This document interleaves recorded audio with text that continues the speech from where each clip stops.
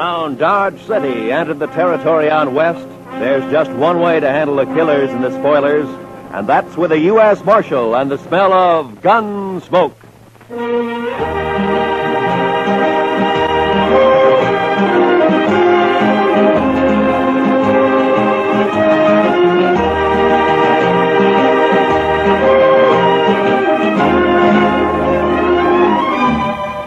Gunsmoke, starring William Conrad.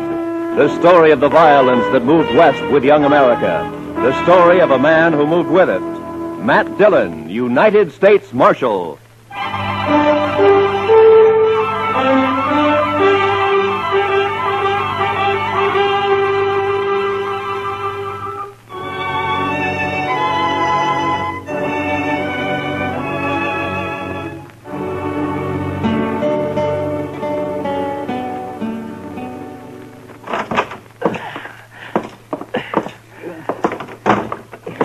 Is he heavy, Matt? Oh, somehow it was easier carrying him up to your office and back down, Doc.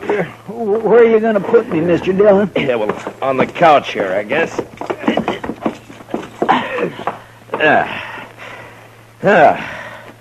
You be all right there, Chester? Oh, yes, sir. This will be fine. Good. I'm sure sorry I'm so much trouble. Chester, next time, try to land on just one foot. Even if you break a leg. I know. A man's in a terrible fix when he sprains both ankles. He sure is, Doc. I don't know what I'm going to do. I know what you're going to do. You're going to stay right there on that couch, and you're going to sleep there, too. Maybe Doc and I'll bring you in something to eat every day or two. Oh, no. It's better than you deserve. I know. I've been saying over and over to myself, Chester, you fool, you. Well, the wage is a sin, Chester. You were lucky to get off as easy as you did. The way I heard it. Come on, Chester. Tell us what really happened, huh? But I did tell you. I was looking out this second-story window, admiring the view, so to speak. And the next thing I knew, I fell. That's all right onto the street. He didn't say whose window, Chester. In Texas, Doctor, a gentleman don't mention such things. You ain't in Texas. Well, sometimes I wish I'd never left. Like now? Yes, like now. Many a reputation's been ruined by just such loose talk that you're making, Doc. Never mind Doc, Chester. He's jealous, that's all. Oh, jealous? Putting tracks in a man's yard? Not me. Not by a long shot. Why, no, sirree. Good morning, Marshal. Well, good morning, gentlemen. What can I do for you, gentlemen? Oh, there's Chester. Heard about you, Chester. I heard... Never mind what you heard, Torp. Chester just got thrown from a horse, that's all. Yeah. All right. What is it you want here, gentlemen? Yeah. All right, you tell him, Summers. Well, Marshal, it's about tomorrow night. Oh? So, what about tomorrow night? Well, you know, it's the roundup. The sales season's over. There'll be 1,000 cowboys celebrating in Dodge. Well, they always do at the end of the season. What about it? Well, there's going to be more of them this year, and there'll be a lot of homesteaders in town, too. It's going to be worse than ever. Well, I expect that. There could be a lot of trouble, Marshal. Yeah, there could be, Summers. Just what is it you want?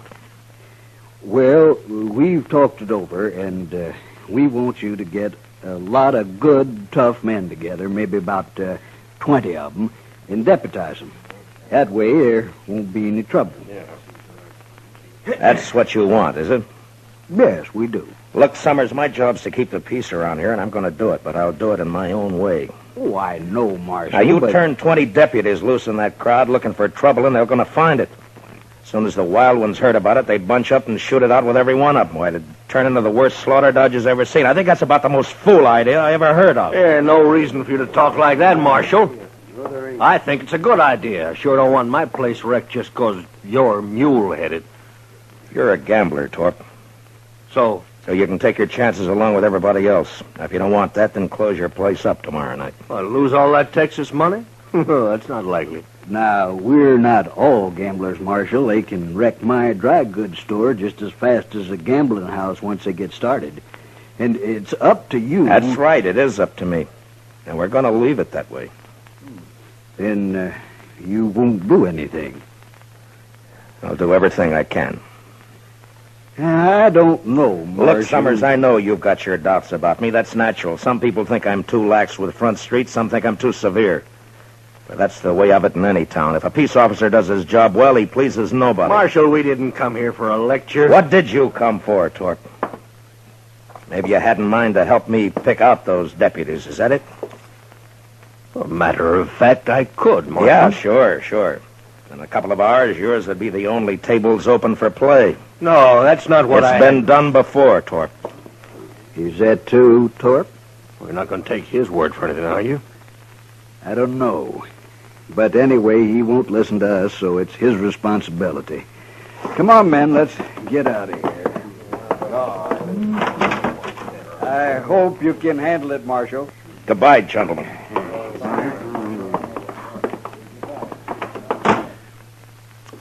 That Torp is no good. He is just plain no good, Mr. Dillon. Well, now, I know one man that got skinned at his place, and Torp gave him back $20 so as he wouldn't be broke. Oh? Just how much did this man lose, Doc? Oh, well, $500-600, they said. Then he... oh, yeah, I see what you mean, man. I'm sure not going to be much good to you tomorrow night, Mr. Dillon. You can watch the jail right here, Chester. I know, but you just got to get somebody to help you out on the street. At least one man, anyway. You can't be everywhere at once. Yeah, by tomorrow night, Dodge will be overrun with trail boys and homesteaders, all looking for satisfaction. No, I wouldn't ask any man to face that. I know a few fellows who'd do it, and so do you, Mr. Dillon. Yeah, maybe, but I wouldn't ask anybody. How many were killed last year, man? I don't remember, Doc. Well, I do. 6, that's what. We buried them all in the saddle blankets, all except one. I remember he didn't even own a blanket. Why, then he was sure out of luck all the way around, wasn't he? Come on, Doc, let's go get some dinner. Huh? All right. We'll bring you a piece of bread, Chester. Maybe. I want a steak. Rare. How come you're so hungry, Chester? Were you in such a hurry to get over there last night you didn't take time for supper? Mr. Dillon, I will answer no more questions about last night, and that is final. Well, we'll bring you something. Yeah, I don't know if we should, though, Matt. A man can think about his sins better on an empty stomach. Close the door, will you?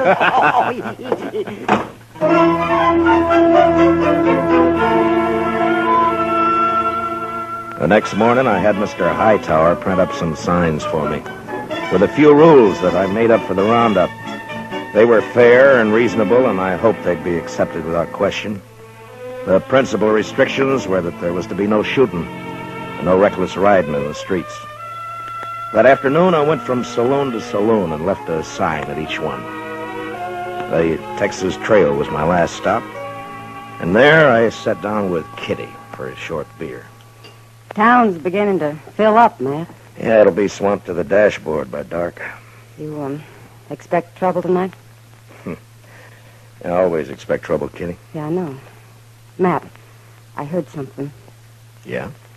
I heard Torp and a few of his men cut cards last night. So? I don't know who it came out for, but Low Man is supposed to kill you. Oh. When? Tonight, I suppose. Why's Torp after you, Matt?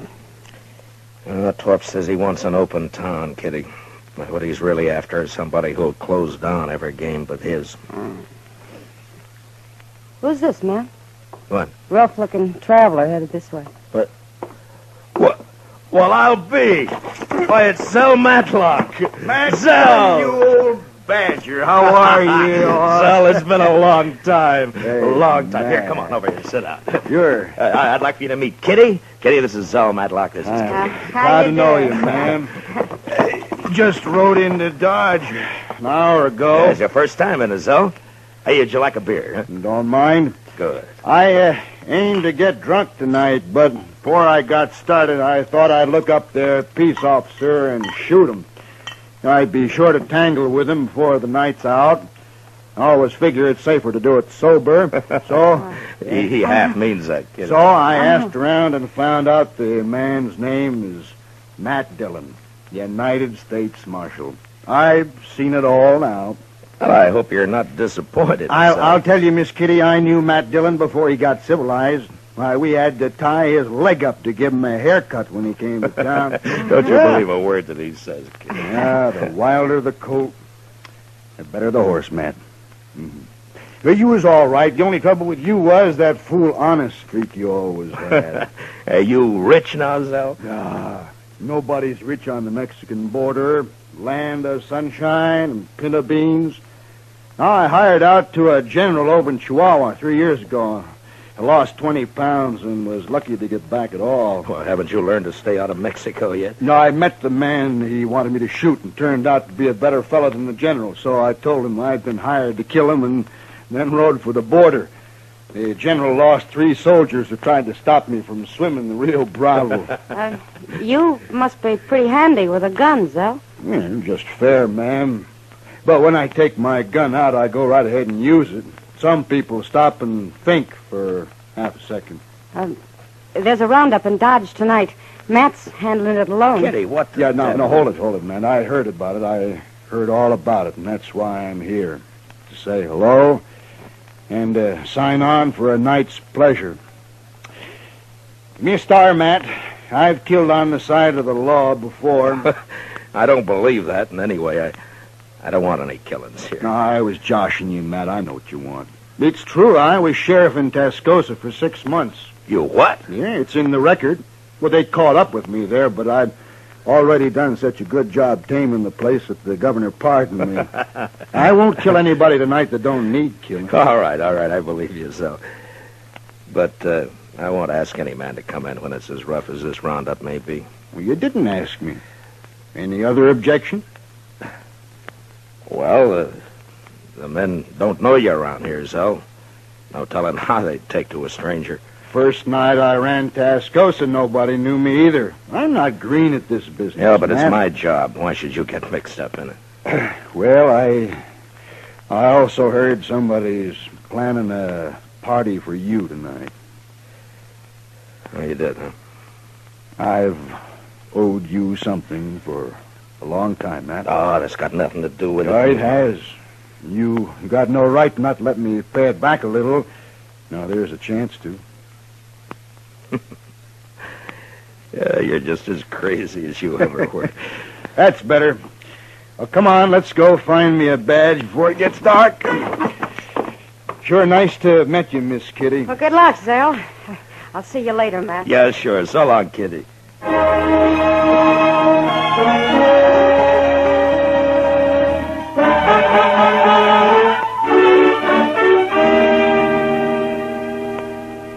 You sure been a long time coming to Dodge, Mr. Matlock. What do you mean, Chester?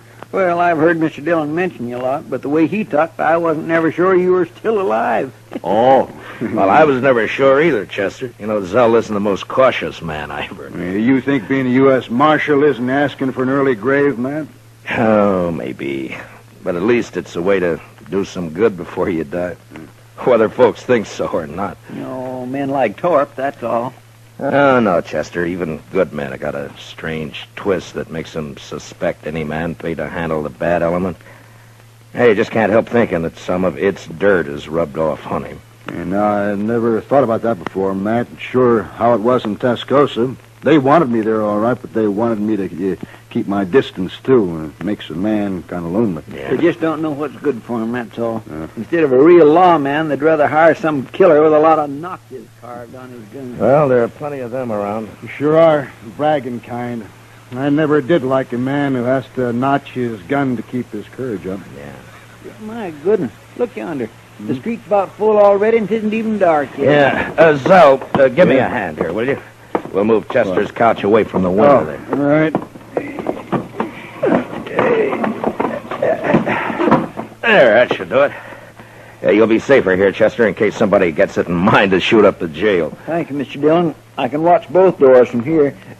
Just hand me my gun belt, if you will. Oh, yeah. There you are. Well, come on, Zell. Chester, I'll get somebody at the Dodge House to fetch you up some supper, huh? Thank you, sir. And good luck, both of you. So long, I Chester. see you, Chester. Well, how will we work it, Matt? I'll tell you, Zell, you take this side of the street. I'm going up to the Dodge House, and then I'll be on the other side somewhere. All right. Oh, say, you mind if I go back later and get that Spencer carbine of yours? Make a mighty handy club if I don't have to use it any other way. Sure, Sal. Who they got there? That fella on their shoulders. Oh, that's Mr. Hightower. He runs the printing press here. Shall we stop it? Oh, no. They're just carrying him into the Longhorn to make him stand some drinks. Oh. They like Hightower. They won't hurt him. Well, I guess that sort of officially opens this here roundup, huh? Yeah, I guess it does. Well, I'll leave you here, Zell. Yeah, sure. Sure, man. And, Zell, I want to thank you for what you're doing tonight. I ain't done nothing yet, but I'll do plenty if someone shoots you in the back. I can promise that. Yeah. Well, I'll see you later. Sure, Matt.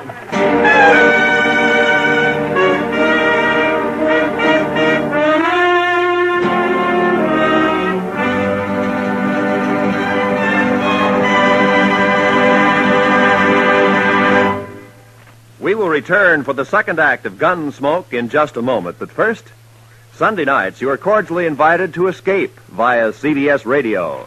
Yes, every weekend for drama that will take you right out of this world. Listen for Escape at the Star's address. Also, tomorrow evening, CBS Radio brings you Lionel Barrymore on your Sunday night playhouse. Now, for the second act of Gunsmoke.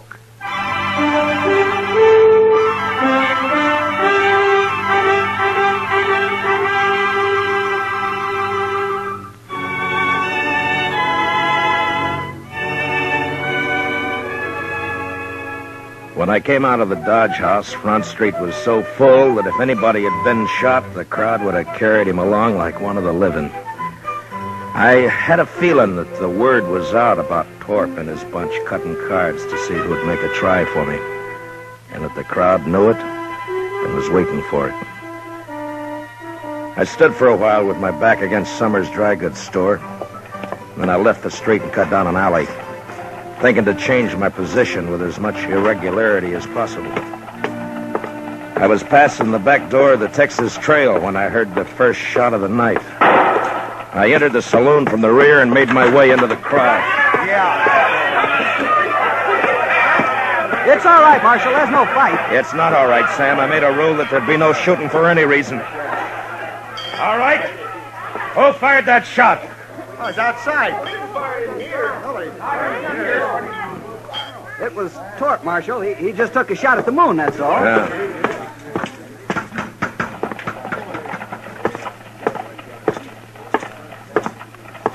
All right, Torp. Put the gun away and come over here. I'm bothering nobody, Marshal, excepting maybe you. Stand back, everybody. I said that's enough, Torp. No, it ain't, Dillon. This time I got the jump on you. You ain't pushing me no more. Torp's bullet just grazed my arm. Then I put one in his head and another in his chest. And at the same time, out of the corner of my eye, I saw a figure with a gun in each hand move out of the shadow of the alley and turn toward me on the boardwalk. And without really looking, I dropped him with one shot. And then I faced the crowd and waited for the next move. But for some reason, none came. Marshal, Yes, Summers. that man you just shot, Marshal. Torp got what he deserved. Yes, I know. It's the other one that So did he. Marshal, you'd better go take a look at that man. He's dying. Who is he? I don't know him, Marshal, but you do. What? He's wearing a star. No. No.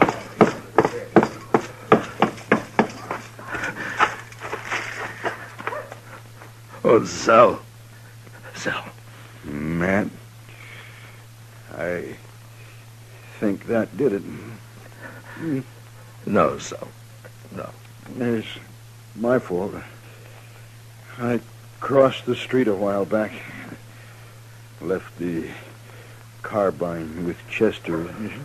It's no fault of yours. Matt? And who they? Matt. How is he? Oh, goodness. No use, Doc. Thanks. Zell, I Now, listen. Listen to me, Matt. You did right. The only thing you could do. It was my fault. I shouldn't have crossed over and come up behind you. Anyway, Matt, I ain't been living on my own time ever since that day you pulled me out of the mob in Alamogordo. I never thanked you for that. Guess I never will. Now, Matt, so long.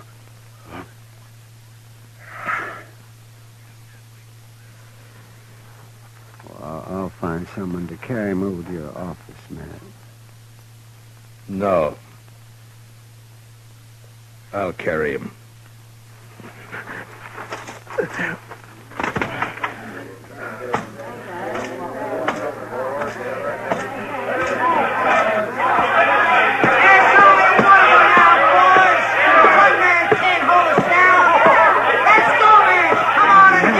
Never mind them, Matt. They're just windbags.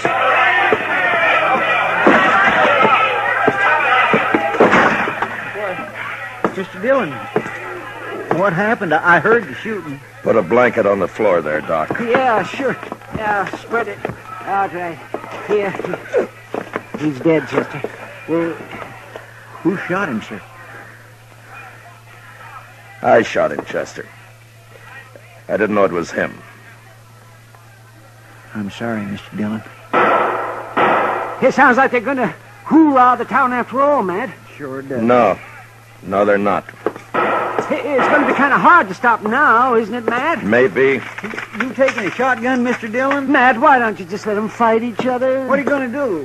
I'm going to close Front Street. You're going to close... Oh, no, The what? party's over in Dodge. Mr. Dillon, you can't do that. There'll be trouble if I don't. The mob's tasted blood now. They'll shoot you sure as I'm a-laying here. Will they? All right, I can't stop you, but I sure do wish I could go with you. Yeah, Matt, I'll go. Maybe if they see me, they won't be so quick. Thanks, but this isn't your job, either one of you, but thanks.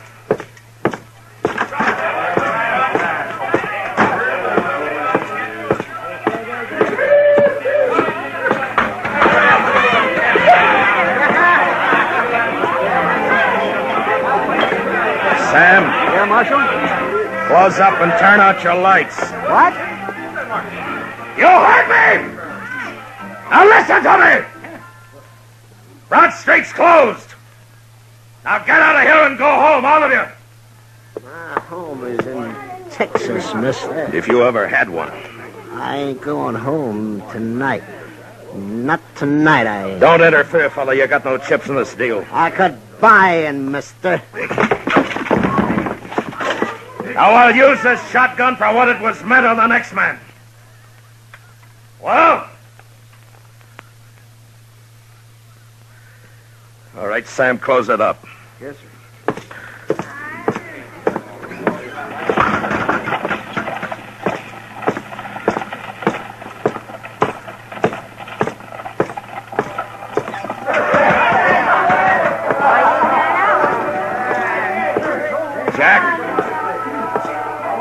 Jack, What do you want, Marshal? the street's closed. Put out your lights. Huh? You heard me. Lock the place up. No, I ain't going to do it. Now, don't tell me what you're going to do. All right, boys. We're closing up.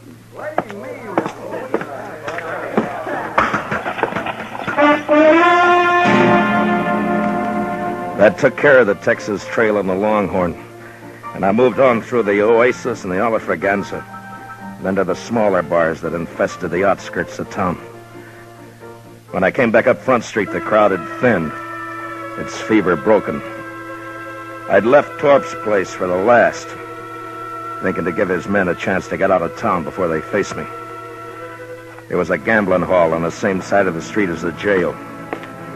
And when I reached it and entered, there weren't more than a dozen men there. And most of them stepped quietly past me out into the street. What was left didn't seem to count for much. Looking for somebody, Marshal? You a friend of Torp's? Well, yes, I was. Why? Who else here worked for Torp? Everyone's gone, Marshal. They heard you were all riled up and they left. And you're alone. And still in bad company. I wouldn't ordinarily take that. Well, go ahead, mister. You're calling it. No. Not now. What's stopping you? Oh, if it's the shotgun. Now, does that make it easier for you? I haven't been looking for you, Marshal. You were in on the cut, weren't you? Torp's dead, Marshal. Isn't that enough? Torp! Mister, one of the best men I ever knew died tonight. And I killed him. I'm not a gunman, Marshal. You wouldn't be proud killing me. What does a man like you know about pride? Now, you get out of Dodge, and you get out fast. But I don't... You want to die in this place right now? No. No, I'm leaving. All right, hurry.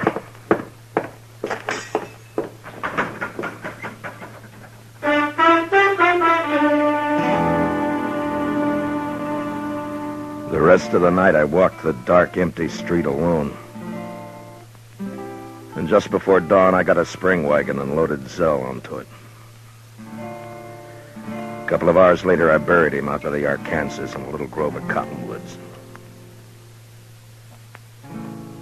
Maybe I should have put a marker on his grave, but I didn't. What I did instead, I did partly out of scorn for the kind of men Zell said have to notch their guns to keep their courage up.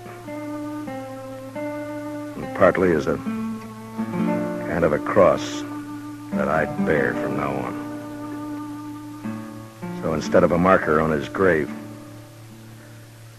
I took out my gun. And I cut a single notch on it.